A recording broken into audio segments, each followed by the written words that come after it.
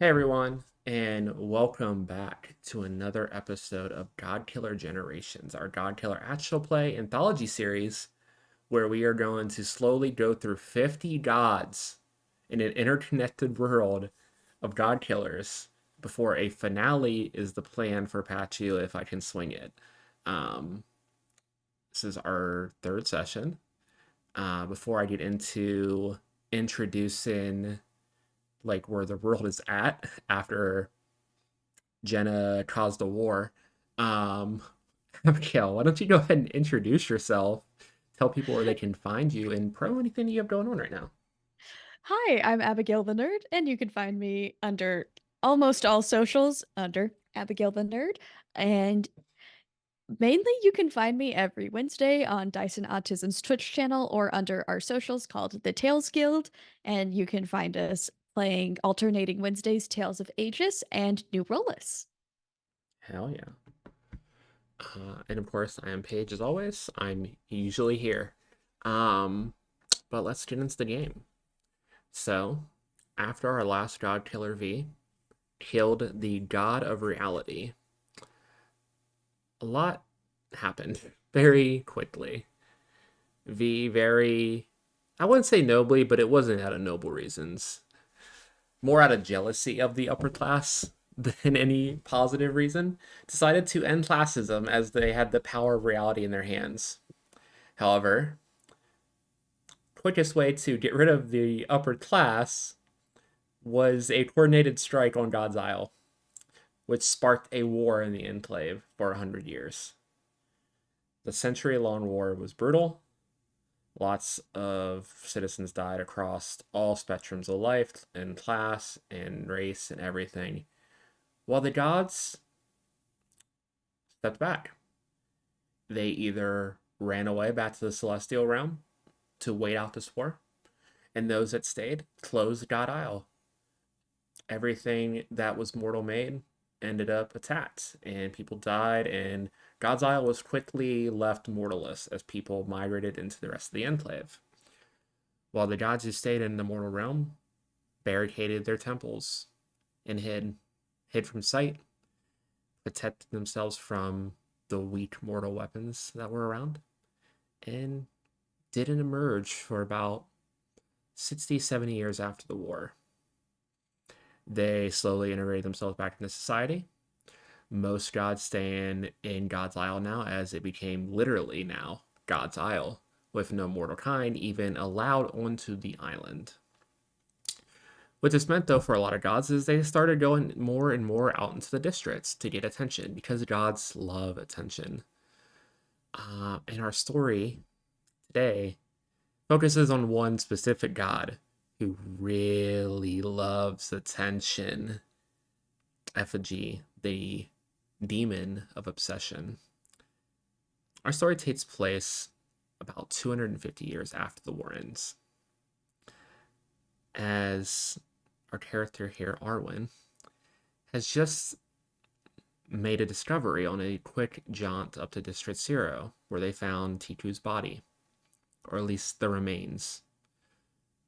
And as they were looking into what happened with this previous god that fell, what they found out that was not just a war was caused. Reality itself is barely holding itself together. It is fracturing at the seams, causing fluxes of power and instability going around that a lot of Mordecai hasn't noticed. But under the tutelage of Rhyme, you have started to slowly access your divinity and realize that you are probably the next in line to be a god killer. You make your way back into the red light district, District 4. And as you're on the bullet train heading through the enclave, you hear a loud announcement. District 4 is having an event today. The god of obsession will be arriving in the next few weeks for a big celebration in their honor. We are joined today by the Herald to start off festivities for all mortals who would love to grace them with their presence. Fees are 25 gold per person. We know it's a little steep, but it is worth the price. Please join us. And then you just see like this very animated caricature of the Herald on the screen with just gold and green, finest clothes you see. Clothes that most people don't have anymore. It looks like gold stitch in itself. And as the train arrives in District 4 and the crowd disperses and steps off, as Arwen steps off the train, why don't you describe for us what Arwen looks like and just how she's doing in this moment as she arrives here? Arwen steps off the train. She is wearing a black jacket that has but like a vest, a suit jacket, that's the word, but it Mm-hmm. has a hood that is over her head covering dark hair that has a gold streak in it, the gold streak being a sign of being one of the muses of effigy. And she has dark eyes and warm tan skin from her time outside of this district. So she has gotten some sun, unlike most people within the district. And just some, all of her clothes look slightly on the nicer end at some point, Mm-hmm. but they are like maybe they were scavenged from somewhere, but they have been well used. So she wears like dress shoes, dress pants, but there's like holes in the knees. Like it's a very strange look overall for her. Very much like you needed dressy clothes, so you raided a thrift store type Oh, vibes. totally. Love it. Yeah, as you step out, you see people starting to fill. You already see like a middle area kind of being cleaned out with a stage being thrown up in the middle of the red light district. It, like always, is hell in here, but it's a little warmer today. It's always weird that like no matter how warm it is, it's always hell in the red light district. It's about a nice medium heat, maybe like 50, 60 degrees out with hell just coming down. So people are kind of like maybe a hood or an umbrella up, but pretty normally dressed.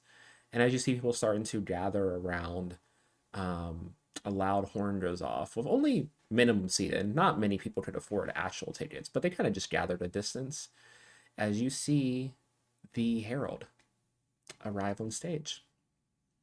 Then a flash of like flower petals that kind of just fall from the sky. Uh, they do a very elaborate bow as she stands up and takes off the mask, revealing a very beautiful face. Porcelain skin, very bright, wide green eyes with long, flowing black hair. And that, like, almost like a mix between mask and femme, like a suit jacket coattail with gold and green embroidery that kind of flows into like this long dress light skirt.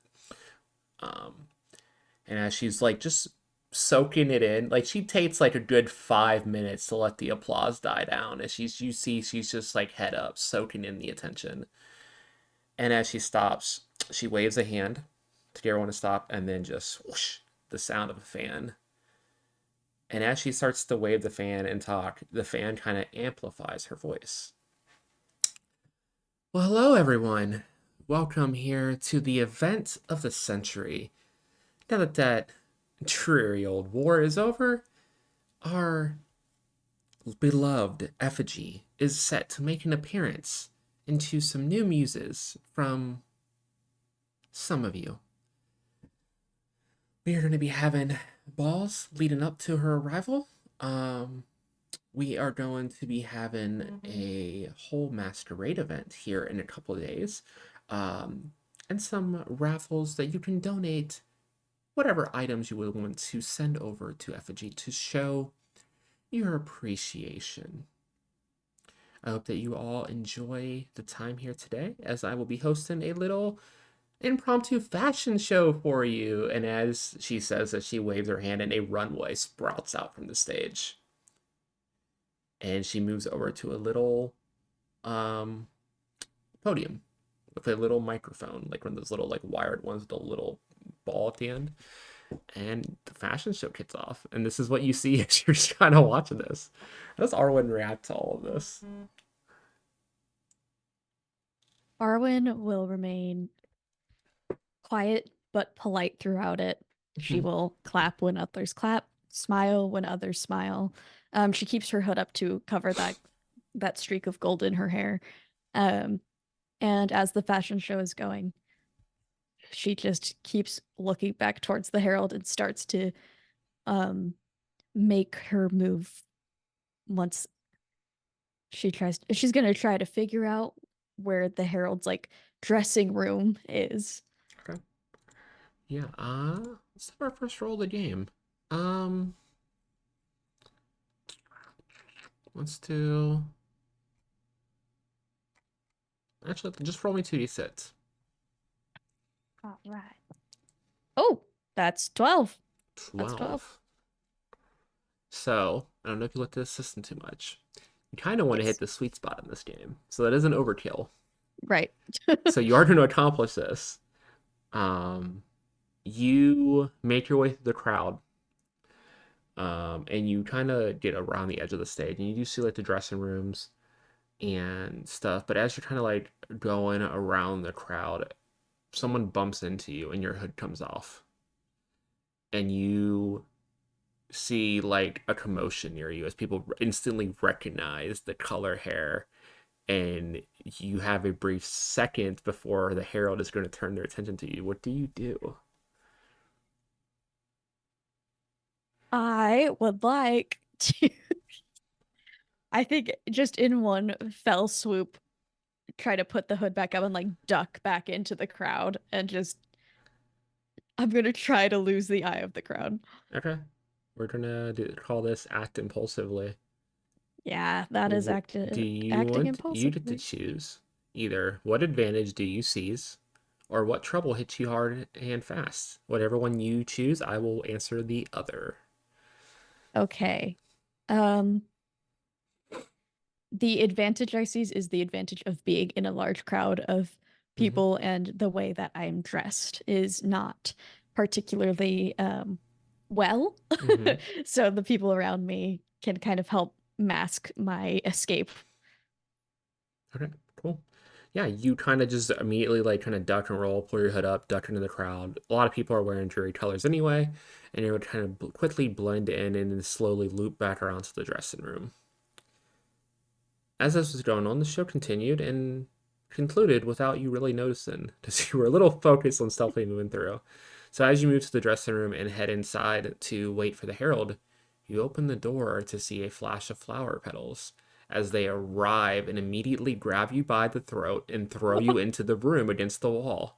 You're going to take your first point of strain. Oh no. That was fast. Okay. Well, I thought I saw a flash of gold. Hello, Arwen. It's been a while. Hello. How are you? I'm great. What do I owe the pleasure? Well, when the Herald's in town and putting on the event of the century, who would I be to miss it? And yet here I thought you were done with us. That's what I think Effigy talked about weeks and weeks about how that little ungrateful brat ran away.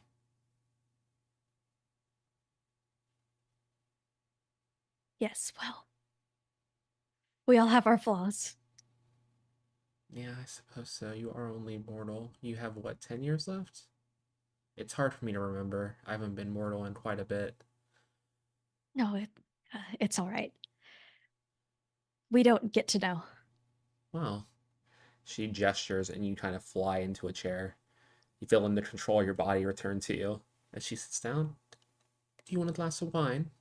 I am a hostess after all. Wouldn't want to be rude. Thank you. Um, I am humbled by your presence. Yes, please.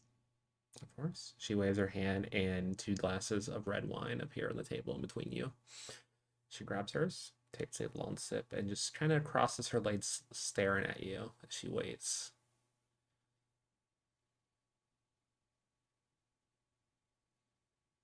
So, tell me, what brings the both of you into town? Well, you know how it is. Effigy's looking for new associates, new muses. We weren't completely satisfied with the last ones, and you see her give you a very obvious look up and down of disgust.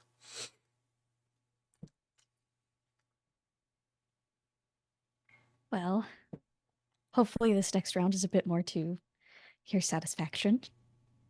We shall see.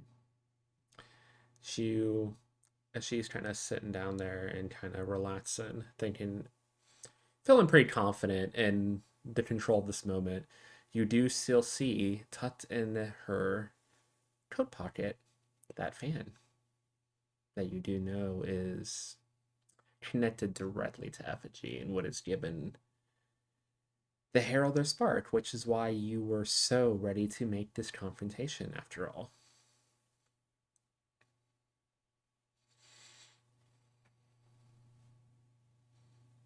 I couldn't help but notice that beautiful fan you hold. Oh, this old thing? You see, she like flits it out. Yes, it's Maybe, quite lovely. maybe if you would have stayed around, you would have got a gift of your own. This is for my long years of service. Oh, maybe. Maybe after time I can earn favor back. You have a long way to go to become a muse again. And actually, now that I think about it, we should get rid of that. And you see her wave her hand, and instead of just changing the gold back to your normal hair color, you see the gold locks fall to the ground. There. Yeah, there's just a bald spot on like the front of your hairline. Oh, Makes it's things easier fine. for me. Your hair will grow back, I'm sure. Or you could always get a nice hat, I suppose. Maybe. Well, anyways, this has been nice. I would like to break the wine glass over the arm of the chair to get a sharp edge Mm-hmm. And to it. just dive for the fan. Dive for the fan and try to just Okay. Hell rip into yeah. the fabric of it. Roll me, inflict violence. Let's Oh. see. They wish you harm. I don't think in this moment they do. You're desperate, definitely. And this is It's definitely personal, personal. so definitely add 2 to your roll. All right. That's another 12. And now it's plus. Okay. Okay. That's overkill. That's overkill again. So yeah, it definitely rips the fan, and there's an explosion as this spark goes off and flings you both back. You tell me what happens as you lose yourself to the fury. You kind of just see red in this moment. Arwen allows herself to enjoy the moment and loses a little bit of her humanity as she rips into the heart of the Herald, something that she's been waiting for, an opportunity like this that she did not think she would get today. Yeah, and as you And so dive I think forward, she just relishes it. yeah, and as you dive forward and this fan rips and this burst of magic goes off, you see the herald clutching their chest. Already some of the shine of their appearance is dulled. Their outfit is dulled back to more of a white and yellow and like a lime green instead of the beautiful golden emerald of a few seconds ago. Her skin has already started to wrinkle a little bit with age, and now she looks more of like a woman in her late 60s as you see her quickly aging back to an appropriation of where she should really be. What have you done to me? I'm horrendous. You're mortal again, like me. So it'll only be temporary once effigy finds out. Oh, don't worry about that. Kill a god. I would like to kill a god. Okay. Hell yeah. Roll me 2d6. All right. Okay. And tell me, as you're rolling this, tell me how do you kill them? What do you do as you roll this attack? I think I think she uses the sharp piece of the wine glass that she has to kind of like slash her cheek just to inflict something against her beauty again. And like that distraction while her head's turned, uses a dagger that she carries with her, just a simple dagger, and just plunges it into her heart with her other hand. Okay, perfect. All right, let's see. Okay, this is the part you definitely want to roll an overkill on. So this would be funny if this is your first not overkill roll. You roll. It's a 6. Hell yeah. So we need to use the silly little curse that we made. Hey, So what I'm wearing right now is not good. so as you stab down into them and you feel this burst of divinity surge, the spark that Rhyme has been helping you learn and get ready for in coats, you feel it flood with energy. And at first, it feels invigorated. You feel the delight in the pageantry of what the herald represents. And as that domain comes into you, you feel something vile attach itself to you in the last moment. And as she looks up at you and makes eye contact, there's one last smirk as she falls back dead. And as she, similar how her appearance changed, your appearance also changed. Your clothes did all shinier, newer. Your skin clears up more. Your hair fits as itself. But as you look down at your outfit, it's not the same outfit you were wearing. You are in long black rain boots with bright yellow corduroy pants and a dark green blazer. Oh,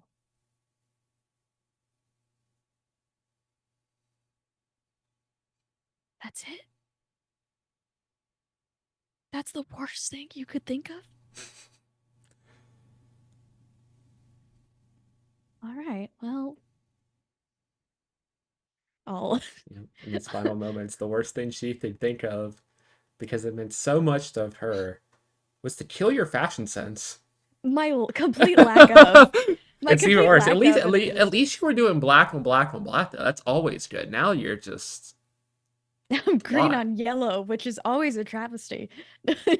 And it's not even matching. It's like a fucking dark puke green wool blazer with yellow bright ass mustard corduroy pants and rain boots just over the pants. All right. I'm not gonna look as cool for the rest of this mission, but that's fine. It's fine. It's what it is. It is what it is. Um, I will take a few steps to where the remnants of the fan lay. I'll Hmm. squeak over there with my rubber rain boots. Um, and we'll grab it as a sort of trophy. Yeah. As you grab the fan and you pick it up, you feel it connect to your new divinity and it transforms as it kind of wraps down across your hand and becomes a lace glove that cuts off about here on your wrist in a very light sheer black color. Wow, this really doesn't add to the look in any way. All right. It's the only Do I fancy thing you have on. It goes nowhere with the outfit whatsoever. just the blazer at least have a hood? It's not. All But you no right. longer have the gold hair. Your hair fits itself, but it didn't. You don't no Oh, longer have the gold muse streak at the moment. that's good at least. Um, then will I would like to look around for any information on the date that Effigy gets here for that masquerade thing. Yeah, easy enough. You start to go through the room for a while, and a lot of it seems to just be like presents and gifts that the Herald has already started accumulating, both for herself and Effigy, as well as like the honestly, you can have your fill of the finest treats and wine and all the stuff in here because it's fully stocked. But as you don't really find anything in the room, you work your way back to the Herald herself and start to investigate around her, and you actually do find on the inner coat pocket a envelope.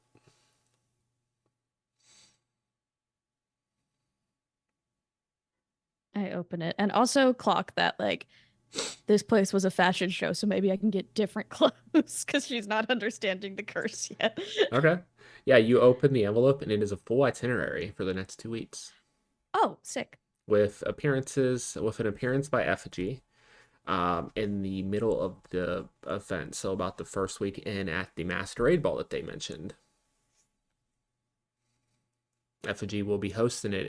The theme is royalty, as you can pretty safely assume what Effigy will be showing up as, because the queen deserves all attention. Yeah, yeah, they do. But yeah, you have their full itinerary for all the events. There's another Mashin show in a couple days. There's a bunch of vendors going to be coming in over the week, and it seems like the most of the next week was a lot more management for the Herald, as she was going to get everything set up and just trying to get vendors going, get some entertainment. But you see, she booked a couple bands, and was even in talks with the local brothel for like dancers and stuff as well. Wonderful. All right. So I will take that itinerary, put it in my blazer pocket, Mm-hmm. and I am gonna look around to see if there's just anything less Yeah, there's conspicuous for me rats. to There's wear. rats of fashion clothes. You can just choose from the outfits. Yeah, just looking for, You know what the curse does, so you tell me what yeah. you end up putting on. Okay. Okay. Do you have you have you ever heard of LuLaRoe, the MLM? Mm-hmm. Okay. So you know how that's like pattern on pattern on pattern on Mm-hmm. pattern, but you don't really get to decide what you're getting when you order Yeah. it.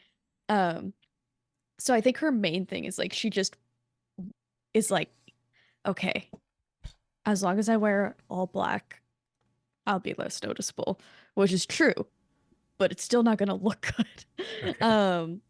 So I think she finds like these really clunky like combat boots that are like a little too big on her. Mm-hmm. Um, and they're like platform because she didn't see that they're platform and is just like perfect. Like these are exactly what I need.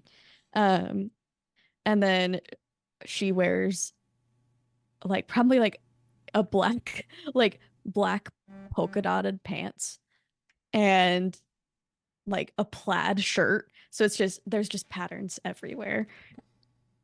So you're just wearing different conflicting patterns. Yeah, you're all black. Yeah, It's an but outfit, I guess. it's not a great one, but it is one. Especially for this time period. She just is not in it right now. Um, and she's like, okay, this works. And then she looks in the mirror and is like, nope, never mind. That's it. That's enough. I'm done with that. Not looking in the mirror anymore. Yeah, you gotta look in the Um, mirror and you end up like looking over the top of it because you're suddenly like half a foot taller. You're like, oh, yeah. these are Oh, platforms? The fuck? when did I get okay. I guess this fine. This is fine. Everything's fine. Good thing I lost my sense of style before a masquerade ball where I need to blend in. Um, I didn't even think of that. Oh, it's gonna be great. hey, how do we get rid of these curse? You can't. Wonderful. Um, then yeah, I'm going So, to leave. so you technically there is a move to violate a curse, but when you do, bad shit happens. So just think about that as we go to the masquerade ball if it's worth it or not. It is a move on the same page as the Killer God move. For this specific situation, it might be worth it at the time, We'll see. But yeah, you have but we'll see. we'll kind of go slowly through this next few days, but over the course of the week leading up to the ball, what's Arwen's game strategy? Where does she head? What does she do? Does she have anyone she wants to see or interact with? So first she needs to, she's a little injured right Mm-hmm. now. So she's gonna kind of stake once the adrenaline wears off and everything, she just kind of takes stock of like, okay, I'm actually a little beat up right now. Mm-hmm. Um, so she'll probably go to her her shelter in this district, which I think is just like a building, an abandoned, dilapidated building Mm-hmm. somewhere near the train station, Okay. um, where she stays at, and she probably has just like basic first aid over there. Yeah. And You make it back to your place and you strip down to check out your injuries. You look in the mirror. There's a little physical handprint on your throat where she held you. And as you look at your back, your whole back is bruised. Like literally just one big purple and green spot from where you slammed into the wall. all right, note to self: God's hurt. Um, I think she just has like she gets some of the like hail from outside and just tries to help. Just start Like spend the just spend she's the not an day kind of entirely icing practical. and stuff Yeah. and relaxing. Yeah, it's fine. I mean, you're gonna have time for the masquerade ball, so you can easily clear the 1 point of strain between now and then. Wonderful. We'll So say it you was two strain spend, that I took. So am I down to one strain or does it clear both? say you're down to one. Down to one. Perfect. Say there's still some Wonderful. slight bruising, but you Yeah. get the worst of it, and your neck's at least fine now. At least you got that down. It was a little less bruising on the neck, so you were to reduce that fully, but the back's still a little green. No problem. So probably not a backless dress for the ball. No. Oh man. The outfit figured out. Um, that's something that I would probably do in preparation because there's not like finery around here really. Like, Mm-mm. You do see on the so itinerary they were bringing in like tailors and stuff to make custom dresses, but they're going to be very expensive. But there's also probably you're probably going to have to either go to the thrift store, but you also could just go back to the dressing room. yeah, Harold is not really there anymore, but you also don't know how long till anyone notices as well. yeah. I probably would have like swiped just some things off a clothes rack, like not even looking, Okay. and then would try to build something from that and like alter it to my fit. Um, Okay. We'll save you what know what? we'll let you describe your fit as you enter the ball when we get to that point. Okay. Your great entrance. I'm telling you, oh, you know what? This is the time for big moves. Uh, how do I violate this curse? Okay. Let's do it. You really go so you go back to we'll say you go back to the room. It's the day after, so you're pretty sure no one would have checked on her. She's very pretentious and doesn't like to be interrupted. So you know have a little bit of time till she's needed from the itinerary. So you head back there and you try for hours and hours to just like dress yourself, and it comes out worse and worse, clashing colors, clashing patterns, weird materials. You even get a rash at one point from conflicting materials in your body. Until eventually you grab onto your divinity and you kind of push at that ichor that's attached to it and finally push it off. You answer one of these three questions. What shatters beyond repair? What mutates beyond recognition? Or what shifts beyond your reach? This can be specific to you. This could be as wide as something in the district itself. The energy of this curse being dispersed into the environment around you. And I am going to answer one other. I think uh what mutates beyond recognition, this are when this person that tries to stay in the shadows and not be seen, um, who genuinely like could not care less about the way she looks unless her life depends on it, such as a masquerade ball. um, I think by getting rid of this curse, she starts to care about how she looks. And there's a little like a little pride that is um stuck with her now from the Herald. Okay. Yeah, you start to tap into your new domain of pageantry that you stole from this herald. And as you push the curse away, you do start to almost too much appreciate the fashion. You really get into it and start to really lose your humbleness with it. But in addition to that, what shatters beyond repair? What's just beyond your reach? Think what shatters beyond repair. Hmm.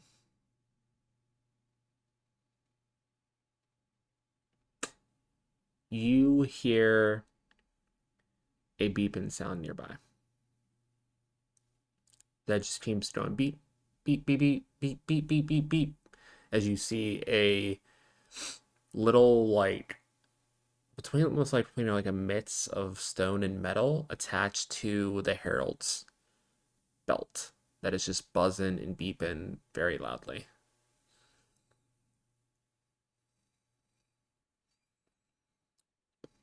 I will inspect that to see what's going on. This is pretty much the equivalent of a magical beeper.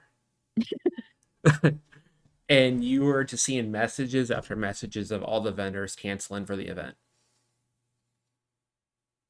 There is no entertainment coming. There is no food being catered. Rich, all the stuff you need for this masquerade ball to happen and get effigy in place is falling apart. Oh no, that's not good.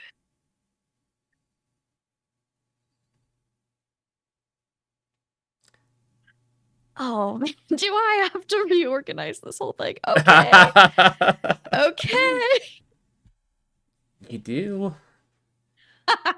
Tap into your affinity, and one of those abilities you have now is you can trick the senses. You look down at the body of the herald, you know the vibe. You spent a lot of time around the herald.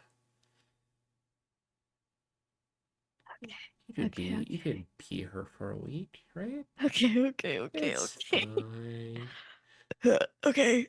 Uh, it's just for a week. It's just for a week to get everything I've wanted for years. Okay. You I slowly can do this. cross the room, and kind of just on its own, you feel your body start to tingle. And as you arrive at the mirror, you no longer see Arwen, but you see the herald staring back at you. No, no. As your body is kind of, you still feel like you feel around, you still feel like your dimensions. You were definitely shorter than her. Your body wasn't as perfect as her in that form, obviously, but it's everything's a little off. So you know it won't pass up to like if anyone bumps into you or anything, Okay. but It, it's uncanny to look at. You even see the look of cockiness and just that look of like I am better than you in her eyes as it stares back at you in the mirror. oh, she sucks so much. It's. I'm guessing it's like a vanity mirror and not something I could just go. Yeah, it's like a wall mirror. Yeah. Okay. And I'm just gonna get one of the gaudy clothes and put it over the mirror because I don't have time. I don't have time to deal with whatever the heck that was. And so I'm gonna start learning how to work the beeper and learn how to network. Yeah. Um, I don't even know what the fuck to roll for this. Hold on, let me I don't see. know. I don't know. I'm supposed to be killing the god of obsession. I feel like you would be wielding a power right now, actually. You're wielding the power of pageantry in this moment. All right. You've not done this before at all. You are desperate for this work, so you could mark one strain to add to a roll, or you're close to it. You are close to their domain because you're literally in their fucking dressing room. Okay. So you I'm get gonna one mark. for sure. You're gonna mark one to get two. Yeah, Okay, this is important. back up to two strain, and go ahead and roll. You feel yourself Okay. like you feel your head straining both from the stress of all of this, but also like your powers are still settling in your body. And as you even feel them settle, usually god killers adapt pretty quickly, but you can almost feel the energy seeping into the realm more now that you're connected more to the divinity, and you can feel even more how present, how reality is kind of fractured. With that unsettling thought of just reality itself fracturing and no one's noticing and no one cares. I rolled overkill, so I rolled a 12 total. Okay, so You get everyone to come in. You able to settle new caterers. You reach an agreement with the bands to get them to come on. Um, and you even promise that the Herald will show up in 2 weeks to do a performance at the brothel to get exotic dancers, both knowing that's a bold-faced lie that the Herald has never shown up anywhere again after this week. But you do everything you need to do in your power to get people to show up and everything back on track. And this takes a few days. Um, the day before the Masquerade Ball, though, however, you start to notice more and more. It takes a second at first because you've been so busy with just everything. There was a lot of excitement, a lot of fanfare, um, and a lot of just like posture in between the all the citizens. Like there's really not been a way to do something like this in a while. That excitement's weirdly died down.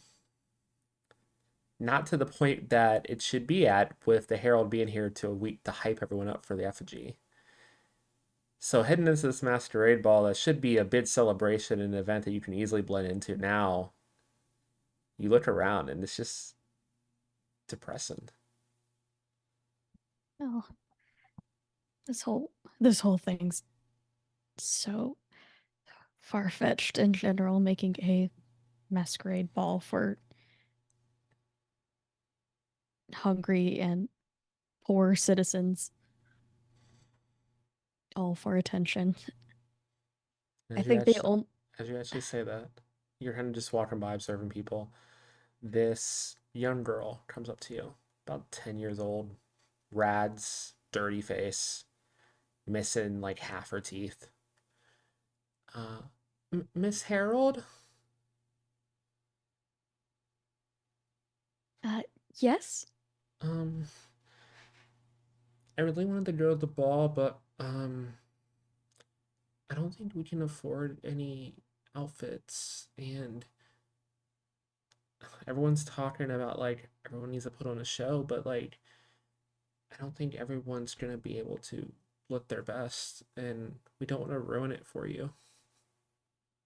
well, I have very good news. A few days ago, we had a fashion show, and all of those clothes don't have anywhere to go. See her eyes get big. We can have the fashion clothes. Of course, I mean, what else will we do with them? This child looks both excited but also shocked at the Herald giving something away. And it's just like, okay, yeah, I'll do that. And you just see her like scamper off like to her parents, and the parents like look at her like, why are you like they're almost like mad at the second thing that they were bothering you. Before you see like the mom look up and just make eye contact with you, and like you see her like motioning that she's like apologizing and just pointing to her daughter, and I just kind of go, I'll be back. Like, I'll be back.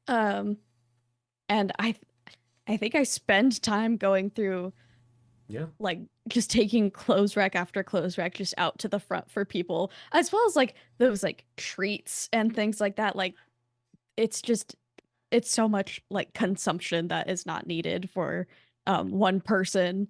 And so I know I didn't like partake in any of it. okay. Um and so I will just bring everything out. Yeah, there's a huge montage of you bringing everything out, even setting up little dressing rooms, and people start to show off and get into the spirit of it all and stuff. And as like it's kind of dying down, everyone's getting ready to leave. That little girl runs up and gives you a hug, and I'll you hug her see her. back. She stops after a second and looks up at you confused. Are Harold, are you okay? You feel weird. And it's like she looks down and you see her arm is actually through your side because you are a little skinnier physically than the Herald. um yes, I'm okay. Just just getting used to all of the changes. It's been very busy. Okay, well, make sure you eat and take care of yourself. You too. Go. over there. We have some treats over there. Make sure to take some home to your family. You see her run off. And as everything gets kind of settled for the night, and the next day is the Masquerade Ball that you are also going to have to host. Oh my gosh. I think that This we is will, I terrible. think we'll go to our break. So I'm excited. I was going to have to play in the ball, but now that you're the Herald, I'm I excited to don't want see it. what you do. I don't want to be the herald. But we'll be back in about 10-15 minutes, everybody. See you soon.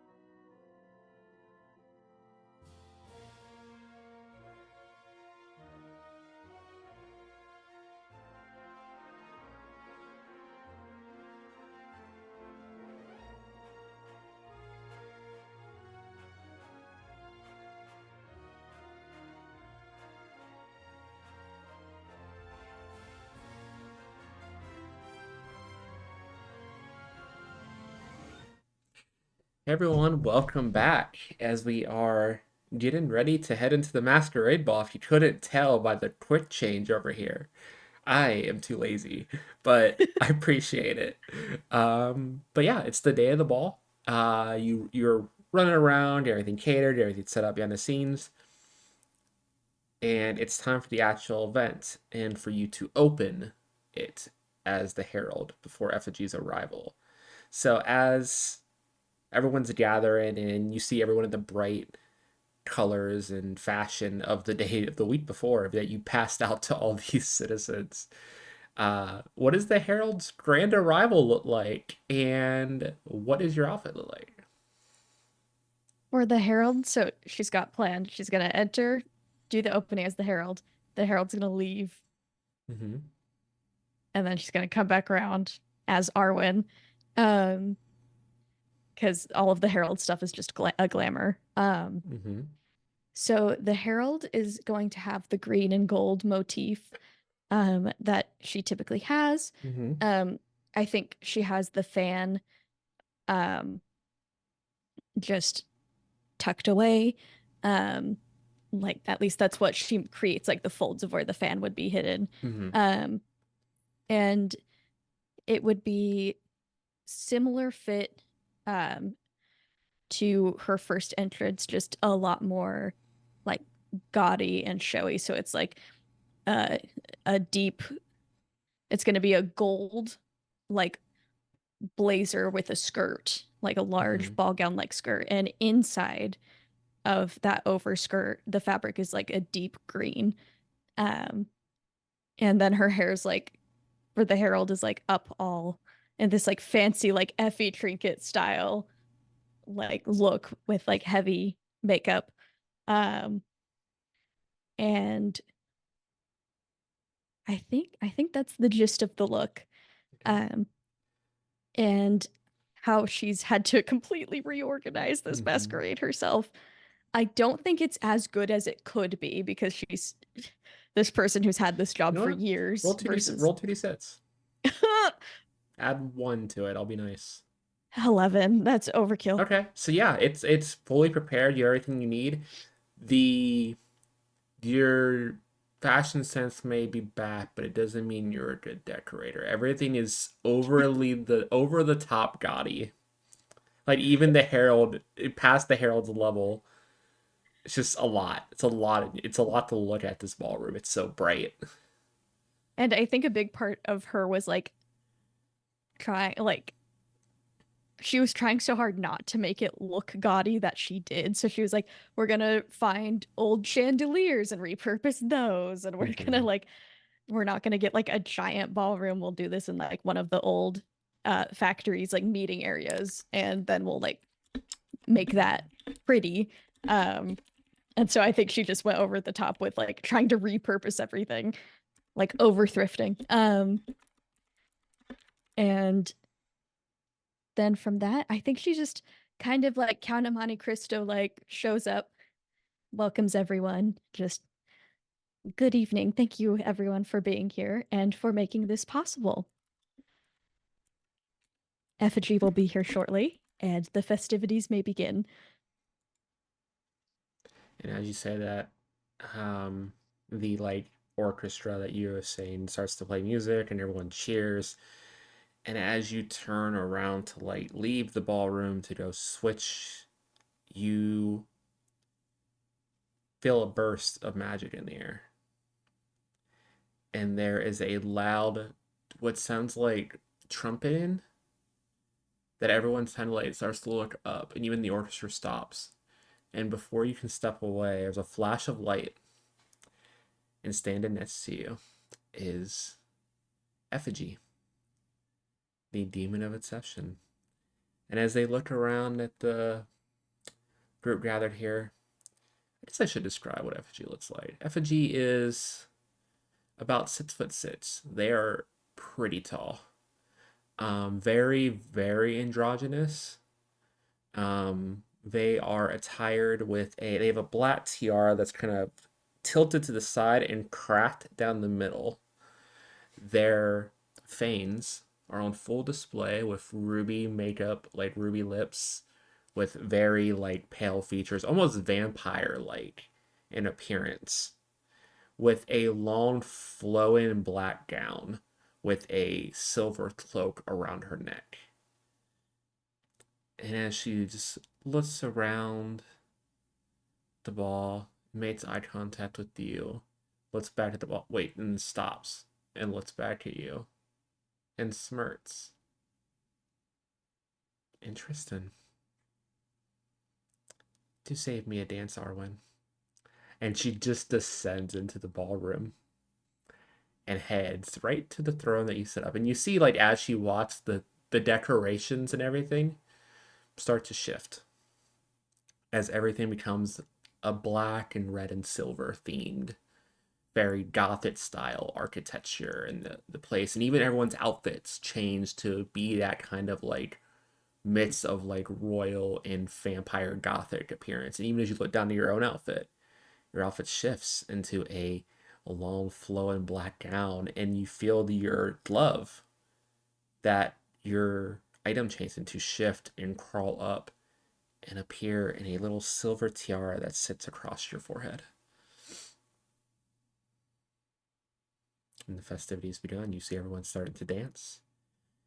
See people grabbing refreshments, and as you kind of look around, you just still see Effigy is looking directly at you, smirking, raises a glass to you and takes a sip and starts to survey. I What give do you like to do? I'll give excuse me, like a small bow of acknowledgement. And then I'm gonna go probably out because I'm assuming I was like on a staircase, like a little Mm-hmm. indoor balcony or something for that. Um, and so I'm gonna like go in and like out, like drop the glamour, and finally just like feel like myself a little, um, and just kind of like little inside pep talk of like, okay, you've been working on this for a really long time. You literally have found two other gods.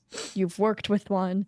You found out an earth shattering reality recently about the other one. This should be easy compared to all of that. This should be easy.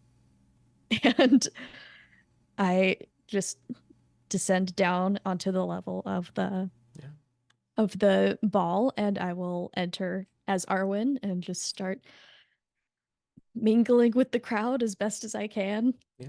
And as you're kind of working your way through and you're hyping yourself up and thinking about all you've done, that touch on your shoulder, though, was very familiar.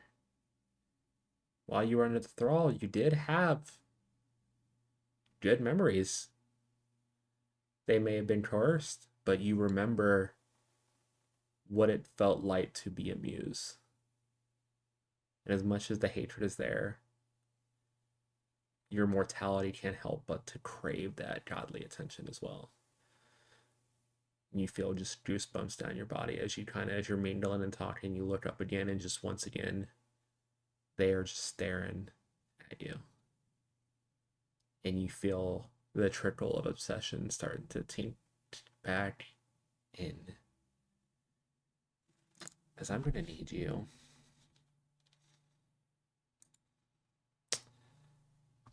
Let's see.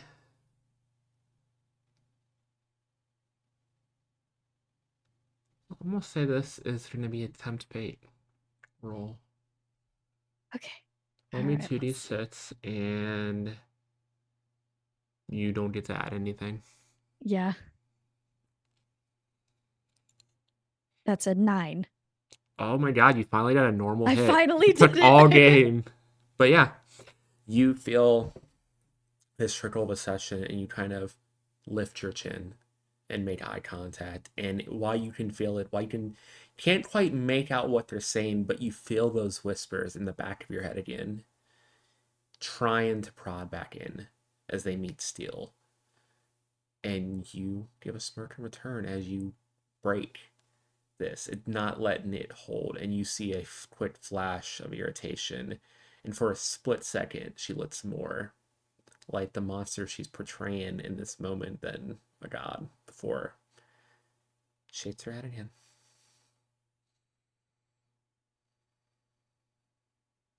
Are they taking any partners or are they just Right now, you see there's like a short line of people like lining up to give tribute to Effigy.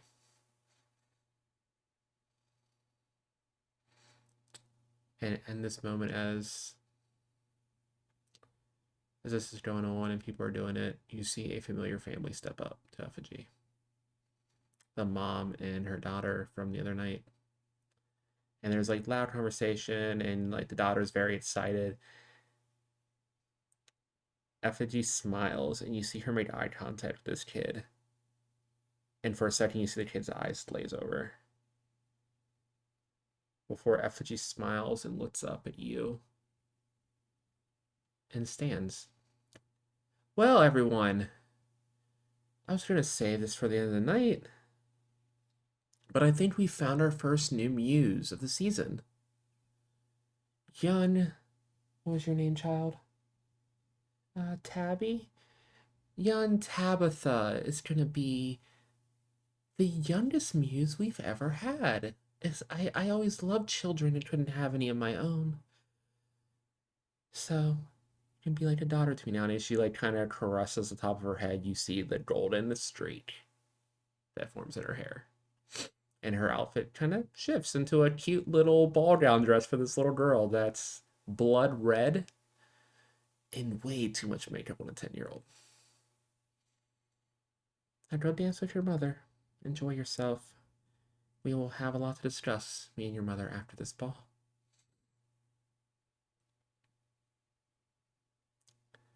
I have a dance now, though. And you see she cuts her way through the middle of the dance floor. Not breaking eye contact with you. They wait for you at the middle of the dance floor once they stop and offer a hand.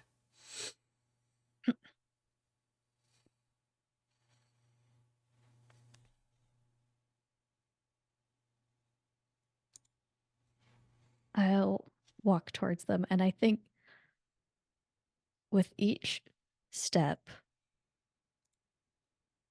what I would like to do because my current power includes changing the senses is I would like every step I take more and more people and their chatter just fade from our pocket of reality to where it seems like Hmm. it's just me and Effigy to Okay. the both of us. Yeah. You step up to her. I'm really proud that I fought off the tism and didn't start singing every move you make, every step you take. As you said that. Is that Immediately. part of it? Is that Immediately. That line, yeah, it immediately played in my head. I was like, no, fight it.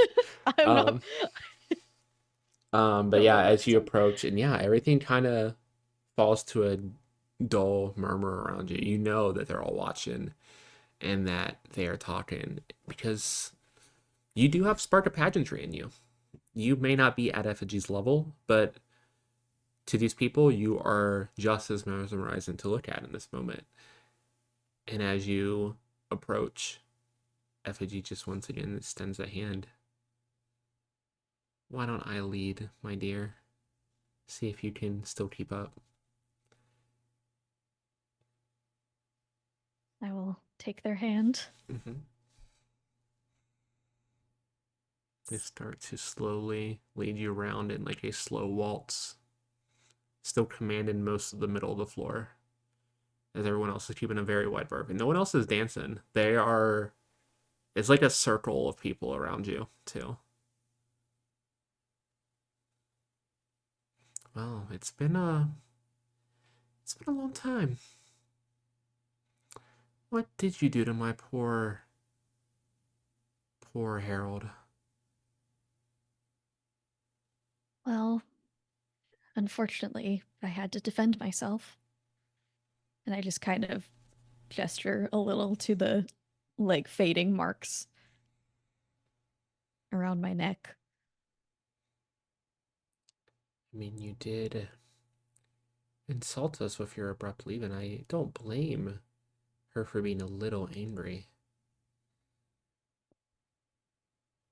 But I had told her I was hoping to win back your good graces,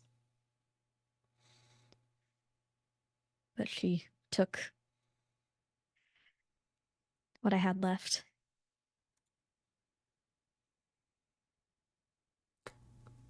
Well,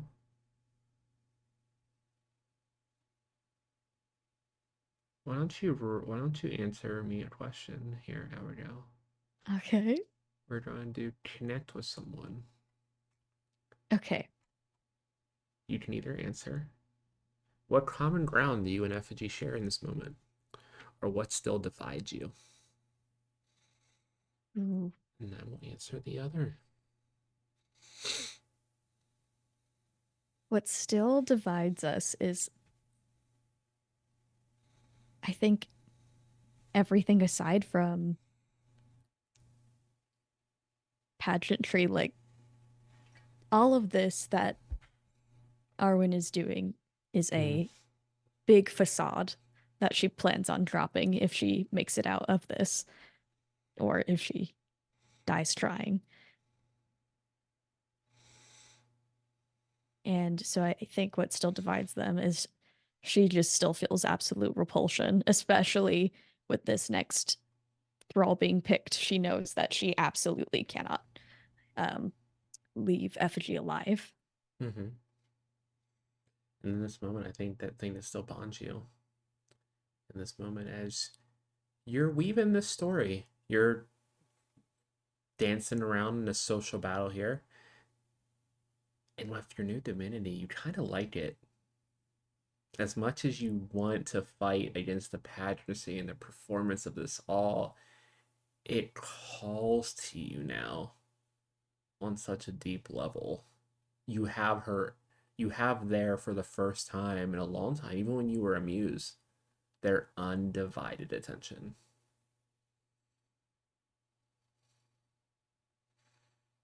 Well, see how the night goes. I'm in a good mood. The Herald's been around for a while. Maybe you can be the new one if you prove yourself. But let's see how the rest of the night goes. I already had to fix you this disaster. I'm assuming you decorated? Arwen, no. I'm sorry. It's been a long time. I had grown unfamiliar with your sense of style. Well, you have a lot to re-educate yourself on in more ways than one. And you see as she like spins you out and dips you and then just reaches and like caresses the back of your face with her hand. You feel that trickle of obsession try to leak in again. And it's just probing at you constantly as you're using all of your willpower to just hold this off. As she smirks down on you. It's okay. I do like a challenge.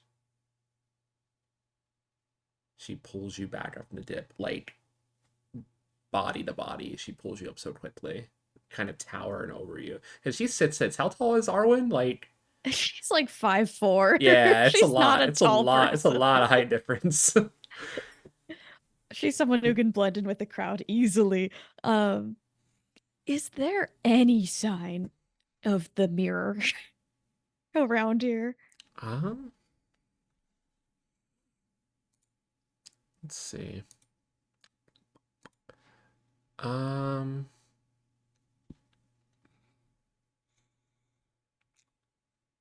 you know what? Why don't we pray for guidance in this moment? Actually, Yes. you know what? You don't even need to ask one of these because the one's going to be pretty obvious anyway. So this is from Rhyme, obviously. Okay. Yeah.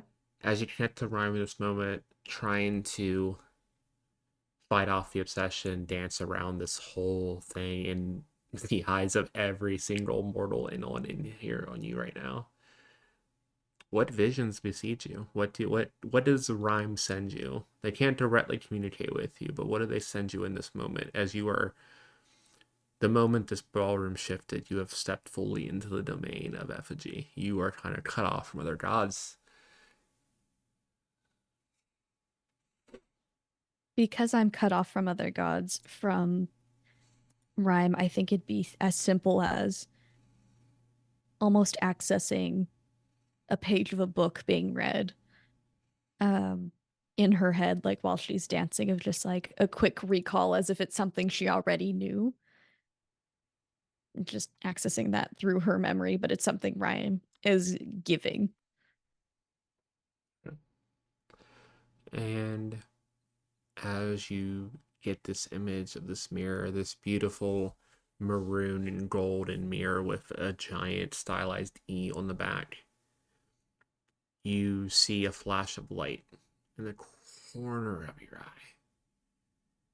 And you see over by her chair, or their chair, where their like handbag is still in the back of their throne, so to speak. You see peeking out of that a familiar hand mirror.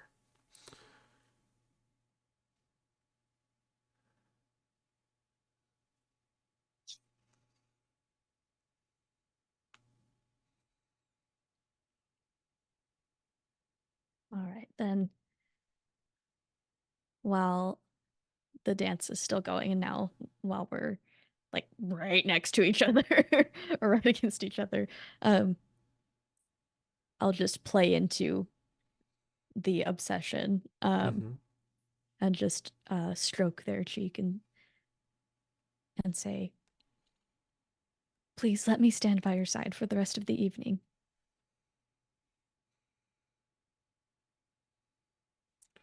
I do want to keep you close. I have missed you a little bit, I fear.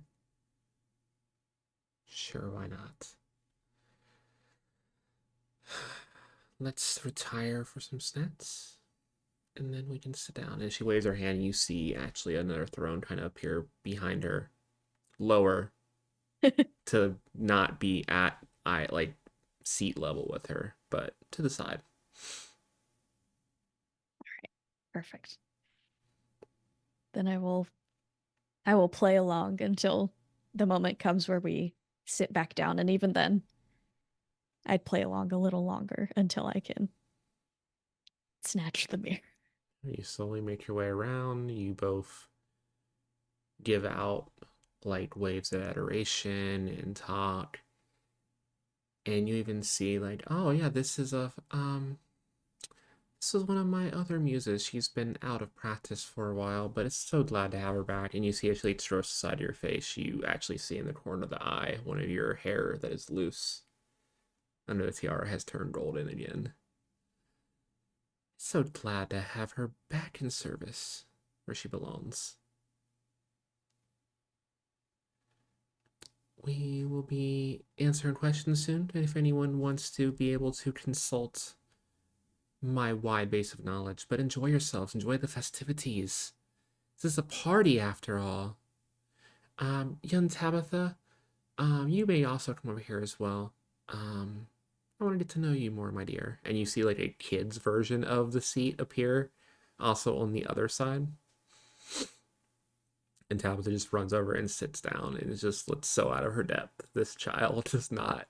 You look at this child and the kindness that you showed her the other day, and this child is so deeply entrenched in this now. As you both sit down, the ball continues for a while, and you see her moment. She is busy talking to one of the government leaders. There's like a loose government after the war, but they are here obviously for such a big event. And as she's caught up in business with that, or as they're caught up in business with that, you see their attention slip for a brief second. I will I will take that moment and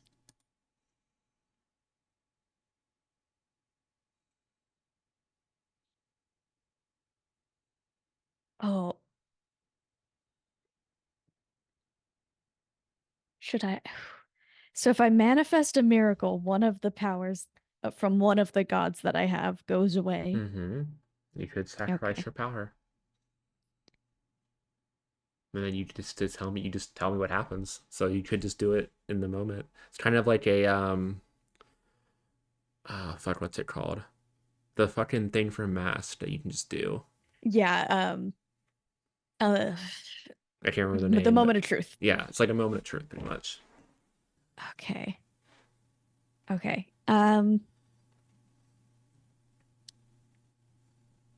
I think I will sacrifice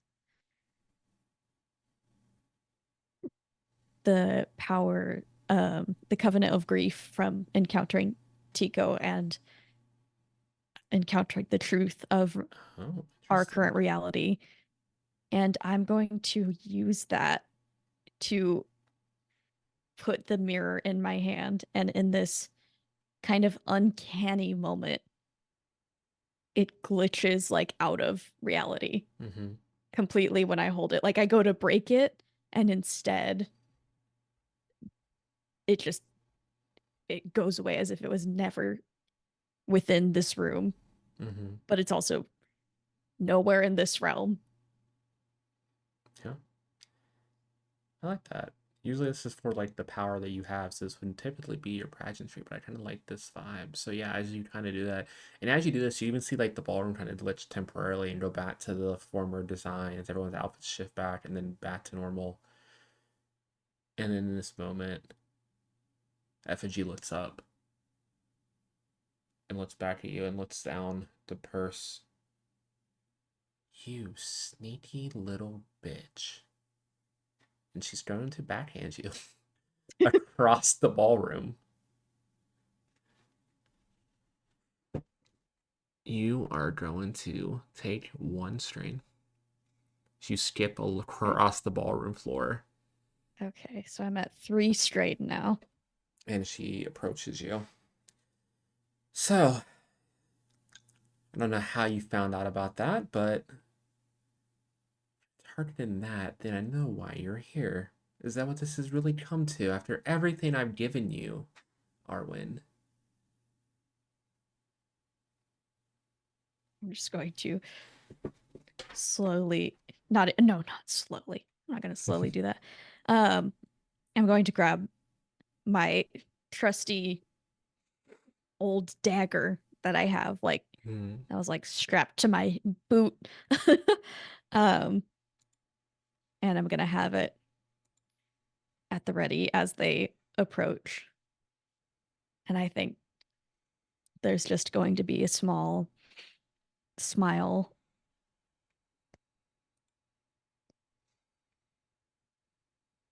This has always been what it is. Sorry. I hope my mic just didn't pick that up. My dad No, just sneezed very loud. you're good. um, this has always been what this is for.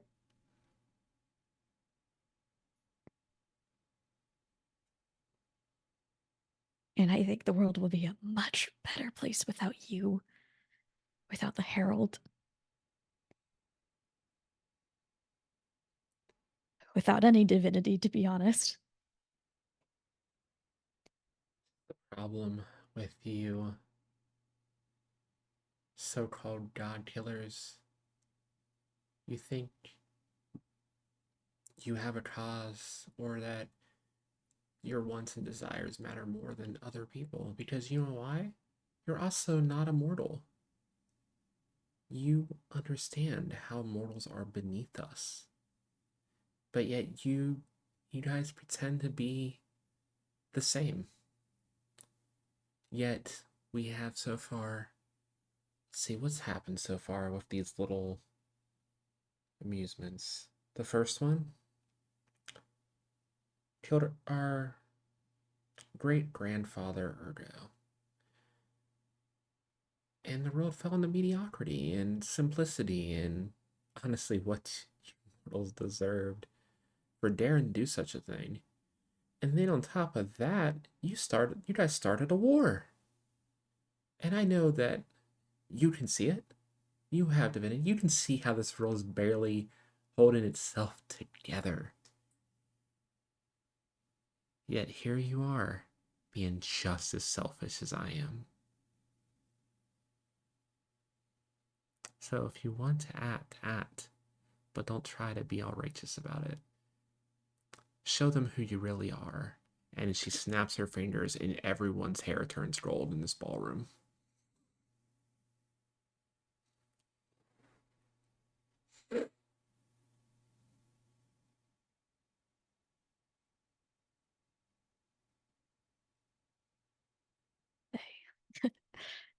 I don't even care if they know what I'm saving them from.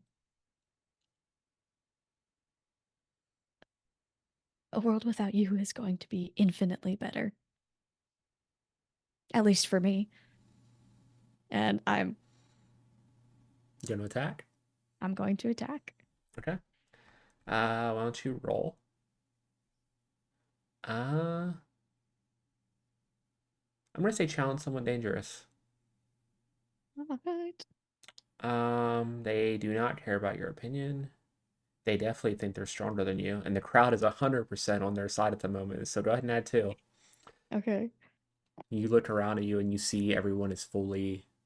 You remember this look. They are all looking at her with adoration. Okay. So then the crowd is on their side, so not Mm-hmm. on mine. So then I just add one. Oh, sorry, it's on your side. I read that wrong. Yeah, No, they're it's on okay. they're on their side. That's a 7. Ooh, you needed the one. Yeah. I didn't need one. So you say that, and you see this flicker of anger. Once again, that facade fallen to show the demon beneath it. Because at the end of the day, she is a demon. And you lunge in and stab deeply into her and slash across her dress. And you see some of the crowd's hair flicker back to normal, including Tabitha. And as those people snap back to normal, they run out of the ballroom. And you see, like, as you, in this moment, you realize the more you can steal her focus, keep her off balance, damage her while you wait for your move, you can potentially save everyone here as well. If you stay on the Okay. offensive.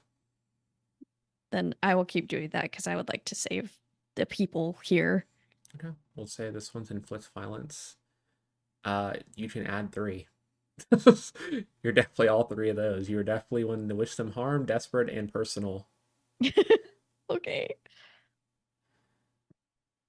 Okay, so that's 6 plus 3, so Ooh, 9. you don't lose yourself to fury. So yeah, what does this next attack look like as you see them stumble back? You even hear the snap of a heel as their dress is torn, and this like gold red blood of a god spill out in front of you.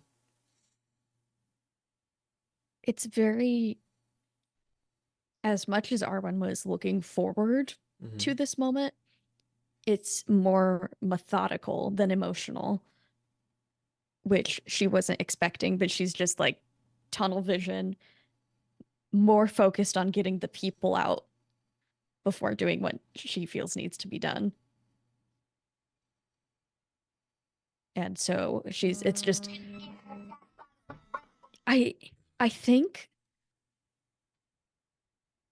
there's, as a way to get into the hubris of effigy, there's just a look of indifference on Arwen's face, even though in her head she's like going through like any moves she's practiced to like kill a to kill divinity. It's all just trying to keep like her attention's divided right now. It's not fully on effigy, it's partially on the people that she is trying to get out to safety, and partially so like doesn't have the full attention. So she's starting to wear away at the power and the hunger of effigy through this current moment. Mm-hmm. Perfect. And as you approach in this way, and you look up and see her gaze, and you see she sees the look of it, or they see the look of indifference on your face, and once again, just anger flashes across their face, and they charge in at you and overextend. And as they do so, your dagger swipes again across their stomach deeply, and they stagger back as more people run out back to normal with just a small crowd left. You think one more big action could clear this, and you could potentially try to end this on your terms. So far, you have not taken any strain since the initial one, but this is still a perilous situation. All right, then now's the time. I'm going to unleash my divinity, Okay. and how my godhood surges forth, I think, is just a combination of the covenants taken. And so there's like a moment through rhyme where it seems like time is stopping Mm-hmm. and time just seems to slow. And then through effigy themselves, the covenant of bitterness, it is just the glamour of this area just brightens in a way to distract. So slowing, distracting. Um, and then through the what's left of the herald, the pageantry is just there again, just trying to keep this place distracting Mm-hmm. and in its own resplendence. And then through the little bit that's left of Tico, I think is just you can just still you would see some of the cracks in reality. And so all I'm trying to do right now is distract through Yeah. unleashing the divinity. You feel these covenants guide you, that you've the grief of realizing the world itself is barely together, the knowledge and praise that you've given to rhyme to help yourself guide to at first find someone who could change things, and then once learning you were next, learning how to harness that spark, and now that you have this power of pageantry in you, you start to pull at it, and for a brief moment you feel a chilly hand on your shoulder, and you hear in your head from rhyme, you will have a brief moment very soon to end this. Take your time, take what you've learned. You're gonna have one shot. No matter what, I'm proud of you. Now end this. And as that hand removes, you look down and you see this little blue snowflake tattooed on your shoulder. And there's a bright flash of light and the crack of what sounds like ice shattering as you see the rest of the people break out of this, run off. And as they kind of get their bearing, they no longer look beautiful. You see this wretched looking vampiric parasite, what very looks like a uncanny valley version of what she looked like before. Very much if you've ever read any of the Dresden File books, like a red cord vampire. Underneath the skin, the monster shows. In this moment, I'm going to let you roll a 3. We're going to have you roll 2d6. It's going to be a challenge, someone dangerous. One last time before we get into the attempt All to end right. this. So this will play a part in how this goes. I rolled a 3 + 3. So that is a 6, which means I will take my fifth strain. Okay. So you take your final strain. I'm going to let you roll one last roll. Okay. And then we will conclude that move as well. Okay. Roll 2d6. I'm going to let you attempt to kill this god still, because you have them Okay. off balance in this moment. All You right. have to roll a 7 for it to work. Not Okay. even a 6 will work this time for this. You have Okay. to roll 7 or higher. 7 or 2d6. higher. I don't add anything. 7. Nope, it's just a flat roll Okay. 2d6. That's a 6 and a 1. You feel claws rake into the side of your neck, and you know it nicked an artery. But with your last moment, you reach down, feeling the emboldenment of this, and using one last flash of pageantry to blind their eyes and just jab the dagger right into their heart. And as you feel, you both fall to the ground next to each other, laying side to side, both life force slowly draining away. After all this effort, you're gonna just come with me, and we're still gonna be together, Arwen.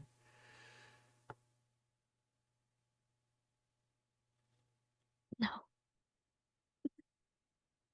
I won. You say so.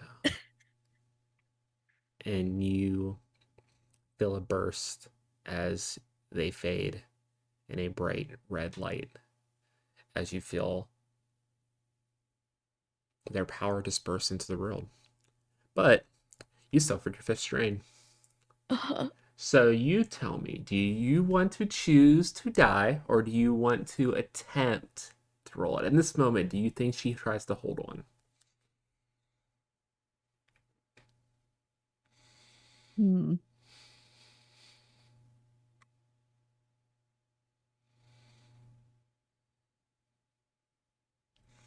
I think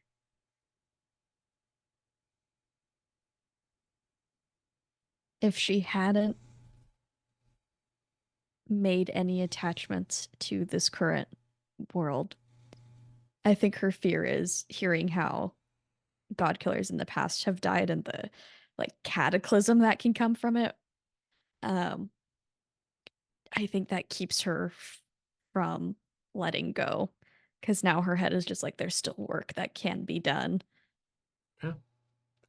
So I think she's gonna try to Okay. We're persevere. gonna see. So roll me 2d6. There's going to be anything added because the fight's over. But we'll see if how this looks. That's a 9. 9. Cool. You feel this burst of divinity. You feel your divinity slowly leaving you as you still have the spark of a god killer, but the power of pageantry almost fades and wraps itself around the fade and power of obsession back to where it came from. And as you reach out, you direct some of the energy. You feel your wound healed just enough, just the artery itself knit back together. Still, you have a deep slash on your neck, but it's no longer fatal. And before you fade out, you weave a little more. You feel obsession start to leave the world, which could be both good and bad. Obsession is definitely a more negative trait, but when used wisely, can also be for good. So the effects of this will be seen in next episode. But you use the last of this energy that you can pull on, and you seal those seams in reality that you've been tied to. So you feel the echo of Tiku, because gods die, but when die is a strong word for a god, they fade. It takes a very long time for gods to reform.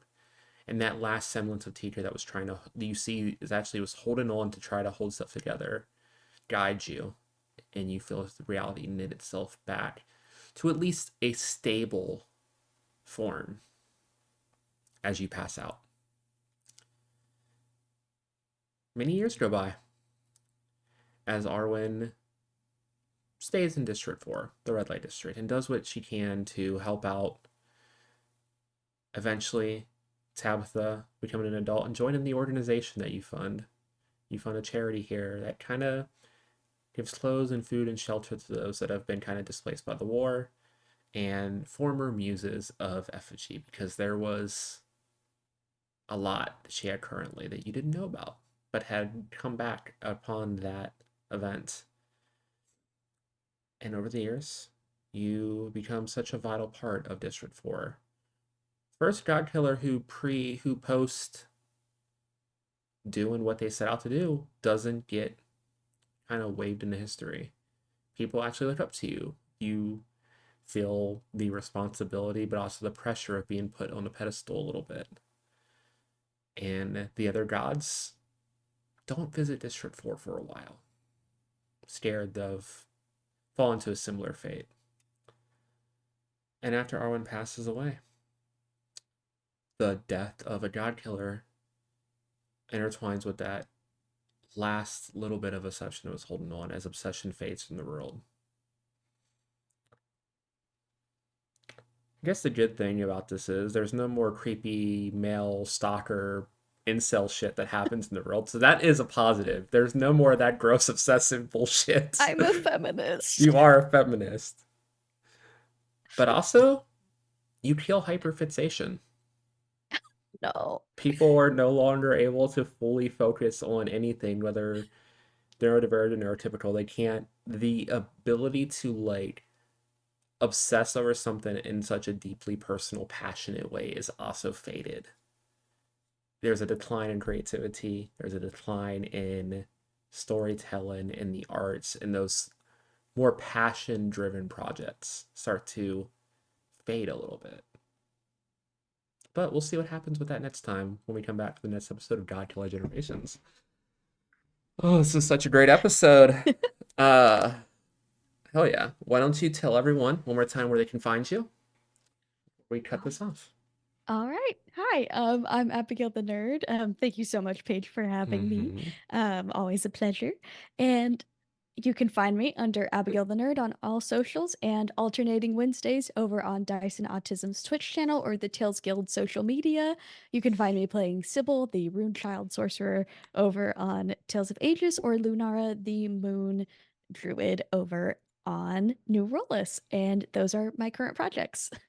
Perfect. Um, and with this, I'm trying to think of what I have when this is Aaron. I'm obviously Paige, Pluto's Cleric everywhere. Besides here on YouTube, where it's Pluto's Underworld. Let's see, middle of March, I will not be in One Piece because I'll be taking a break. Castleton will be over. Man, I'm trying to think. This is like back in January when we're filming this, so give me a Yeah. second. I think it's really just going to be these God Killer episodes are going to be airing every Sunday, going forward until we get through all 50 of these. There might be some breaks with a campaign started, which I'm not going to talk about because I don't know if it'll be announced at this point yet or not. But there'll be a once a month campaign on Sundays that'll be fun. And our Sentai and Sensibility game is still going on right now on Wednesdays at 7:45, where we mix Power Rangers with Regency. So definitely we'll tune into that if you haven't already. But yeah, I think that's everything for the night, and we will see you next time.